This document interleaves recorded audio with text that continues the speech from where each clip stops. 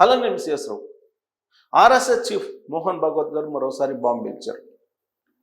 Young in politics అనేటువంటి కార్యక్రమంలో ఆయన చేసినటువంటి వ్యాఖ్యలు ఇప్పుడు దుమారం రేపుతున్నాయి భారతదేశ వ్యాప్తంగా. 75 సంవత్సరాలు నిండినటువంటి వాళ్ళు ప్రత్యక్ష రాజకీయాలకు దూరంగా ఉండాలనేది బీజేపీ యొక్క సంస్థాగత నిర్ణయం. దీన్ని ఆయన గుర్తు చేశారు. చేస్తూ స్వచ్ఛందంగా ఎవరైనా సరే ఆ నిర్ణయాన్ని గౌరవిస్తూ దిగిపోవాల్సిందే 75 సంవత్సరాలు నిండినటువంటి వాళ్ళు అనేది ఆయన యంగ్ ఇన్ పాలిటిక్స్ అనేటువంటి కార్యక్రమంలో తాజాగా చేసినటువంటి వ్యాఖ్య. దీని మీద కాంగ్రెస్ పార్టీ వాళ్ళు అలాగే బీజేపీకి సంబంధించిన లీడర్లు పరస్పరం ఆరోపణలు, విమర్శలు, అభిప్రాయ షేరింగ్ ఇవన్నీ చేస్తూ ఉన్నారు. అయితే సెప్టెంబర్ 17 నాటికి నరేంద్ర మోడీ గారికి 75 సంవత్సరాలు నిండుతాయి. మరి ఆ సెప్టెంబర్ 17 తర్వాత ఏం జరుగుతుంది అనేది సర్వత్రా చర్చ.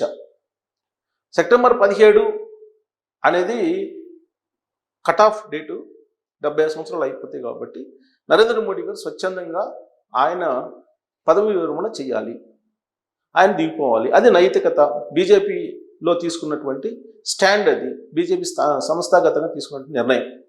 కాబట్టి దాన్ని ఒబే చేసి చాలామంది అద్వానీ గారు కానీ మురళీ మనోహర్ జోషి గారు కానీ చేశారు. కాబట్టి అదే తరహాలో ఎవరైనా చేస్తారు అని చెప్పి నరేంద్ర మోడీ గారి పేరు ప్రస్తావించకుండా మోహన్ బాబు గారు తాజాగా చేసినటువంటి కామెంట్స్. ఇలాంటి చర్చ ఒక 3 నెలల క్రితం కూడా వచ్చింది. ఎందుకంటే నరేంద్ర మోడీ గారు నాగ్పూర్ వెళ్ళారు. ప్రధానమంత్రి అయిన తర్వాత ఫస్ట్ టైం నాగ్పూర్ ఆయన వెళ్ళారు. ఆర్ఎస్ఎస్ ప్రతినిధులతో అక్కడ మాట్లాడారు. దీని గురించే మాట్లాడారు అనేది అప్పట్లో వచ్చినటువంటి కామెంట్స్. దాని మీద బీజేపీకి సంబంధించినటువంటి లీడర్లు, మహారాష్ట్రలో ఉండేటువంటి ముఖ్యమంత్రి ఫడ్నవీస్ కానీ మిగతా లీడర్లు కానీ రెస్పాండ్ అయ్యారు.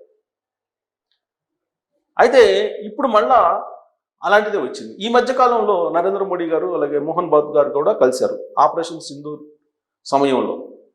వాళ్ళిద్దరూ కలిశారు అని అంటేనే ఏదో జరుగుతుంది అనేటువంటి ఒక చర్చ అయితే ఎప్పటికప్పుడు జరుగుతుంది. ఇలాంటిదే జరుగుతుంది. నరేంద్ర మోడీ గారు 75 సంవత్సరాల తర్వాత ఆయన ప్రధానిగా కొనసాగుతారా లేదా, బీజేపీ తీసుకున్నటువంటి నిర్ణయానికి కట్టుబడి గౌరవించి ఆయనే వైదొలుగుతారా, ఇలాంటి చర్చ జరుగుతుంది. ప్రధానంగా కాంగ్రెస్ పార్టీ వాళ్ళు వెయిట్ అండ్ సీ అన్నట్టు చూస్తున్నారు. నరేంద్ర మోడీ గారు ప్రధానమంత్రిగా లేకపోతే ఎవరు వస్తారు? ఈ రాజకీయపరమైనటువంటి మార్పిల్లో, సంస్థాగతమైన మార్పిల్లో రాజకీయపరమైనటువంటి సానుకూలత ఏమైనా లభిస్తుందా అనేటువంటి యాంగిల్లో కూడా కాంగ్రెస్ పార్టీ చూస్తుంది. సహజంగా ఏ ప్రత్యర్థి పార్టీ అయినా కానీ అవకాశం కోసం చూస్తూ ఉంటుంది.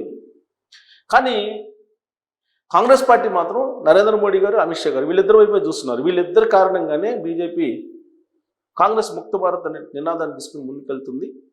కాబట్టి వీళ్ళు కొనసాగటానికి లేదు, వీళ్ళు అప్రకటిత ఎమర్జెన్సీ లాగా భారతదేశాన్ని పరిపాలిస్తున్నారు. ఇలాంటి పదాలు, ఇలాంటి పదజాలను ఉపయోగిస్తున్నారు కాంగ్రెస్ పార్టీ వాళ్ళు. 21వ తారీఖు నుంచి పార్లమెంట్ సమావేశాలు కూడా ప్రారంభం కాబోతున్నాయి. ఈ పార్లమెంట్ సమావేశాలు చాలా కీలకమైనటువంటి పార్లమెంట్ సమావేశాలు. దానికి కారణం ఏంటంటే ఆపరేషన్ సింధూరు, ఆ తర్వాత అమెరికా అధ్యక్షుడు ట్రంప్ అనేక సందర్భాల్లో నరేంద్ర మోడీ గారిని టార్గెట్ చేసి ఆయన మాట్లాడినటువంటి మాటలు, రెసిప్రోకల్ ట్యాక్స్కి సంబంధించినటువంటి వ్యవహారం, తర్వాత రష్యా చైనా యుద్ధానికి సందర్భంగా భారతదేశం యొక్క విదేశాంగ విధానం, ఇరాన్ ఇజ్రాయెల్ మధ్య జరిగినటువంటి యుద్ధంలో విదేశాంగ విధానం ఏంటి, ప్రస్తుతం వార్నింగ్ ట్రంప్ ఇచ్చారు 10% ట్యాక్స్ పెంచుతాం భారత్ ప్రొడక్ట్స్ మీద అని. ఎందుకు? బ్రిక్స్ సంబంధించి. ఒకవేళ బ్రిక్స్కి కనుక సపోర్ట్ చేస్తూ ఏ దేశమైనా సరే సానుకూలంగా స్పందిస్తే ఆ దేశాలకు కూడా 10% మేము ట్యాక్స్ వేస్తామని చెప్పి వార్నింగ్ ఇచ్చారు. సో ఎన్ని అంశాలు పార్లమెంట్లో చర్చకు వచ్చేటువంటి అవకాశం లేకపోలేదు. వీటితో పాటు రాజకీయపరమైనటువంటి నిర్ణయం జమిలీ ఎన్నికల మీద. జమిలీ ఎన్నికలు అనేది అసలు ఎప్పుడు వచ్చే అవకాశం ఉంది, సాధ్యమేనా? ఇప్పుడు జమిలీ ఎన్నికలకు సంబంధించి న్యాయపరమైనటువంటి అంశాలన్నింటినీ కూడా పరిశీలించారు, అధ్యయనం చేశారు. మాజీ రాష్ట్రపతిగా కోవింద్ గారు దీనికి నాయకత్వం వహిస్తున్నారు. ఆయన నివేదిక ఇచ్చారు. ఆ నివేదిక మీద న్యాయపరమైనటువంటి సలహాలు తీసుకున్నారు. పార్లమెంట్లో దీని గురించి చర్చించారు జమిలీ ఎన్నికల మీద. సో జమిలీ ఎన్నికల మీద మరోసారి చర్చించి అసలు 28లోన 27 ఎండింగ్లోనా లేదంటే అసలు జమిలీ ఎన్నికలు 2029లోనైనా దీని మీద కూడా విస్తృతమైన చర్చ జరిగేటువంటి అవకాశం ఉంది. సో జమిలీ ఎన్నికలను నిర్వహించాలనేది కేంద్ర ప్రభుత్వం యొక్క లక్ష్యం.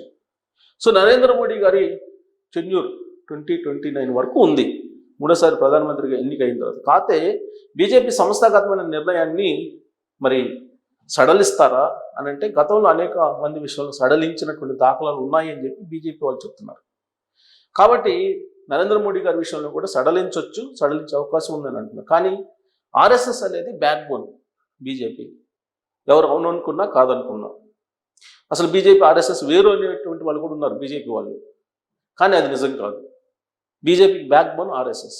ఆర్ఎస్ఎస్ ఏదైతే ఉందో ఆర్ఎస్ఎస్ యొక్క వ్యూహాలు వాటిని బీజేపీ తెర ముందు అమలు చేస్తూ ఉంటుంది, తెర వెనుక ఆర్ఎస్ఎస్ ఉంటుంది అనేది ఆ రెండు మధ్య ఉన్నటువంటి సంబంధాల గురించి తెలిసినటువంటి వాళ్ళు చెప్పేటువంటి మాట. మరి ఆర్ఎస్ఎస్ మినహాయింపు ఇస్తుందా నరేంద్ర మోడీ గారికి అంటే ఆర్ఎస్ఎస్కి అందరూ ఒకటే. ఒకసారి సంస్థాగతంగా నిర్ణయం తీసుకున్న తర్వాత ఆర్ఎస్ఎస్ రాజ్యాంగం ప్రకారం అక్కడ మోడీ గారైనా ఇంకొకళ్ళైనా అద్వానీ గారైనా ఎవరైనా సరే ఒకటే అనేది వాళ్ళ సిద్ధాంతం. దాని ప్రకారం అయితే నరేంద్ర మోడీ గారు నైతికంగా ఆ పదవి నుంచి వైదొలగాలి. అదే మోహన్ భాగవత్ గారు ప్రత్యేకంగా ప్రస్తావించారు యంగ్ ఇండియా సందర్భంగా. ఆ సందర్భంగా ఇంకొక విషయం కూడా చెప్పారు. ప్రస్తుతం పార్లమెంట్లో మొత్తం 63+ ఎక్కువ ఉన్నారు.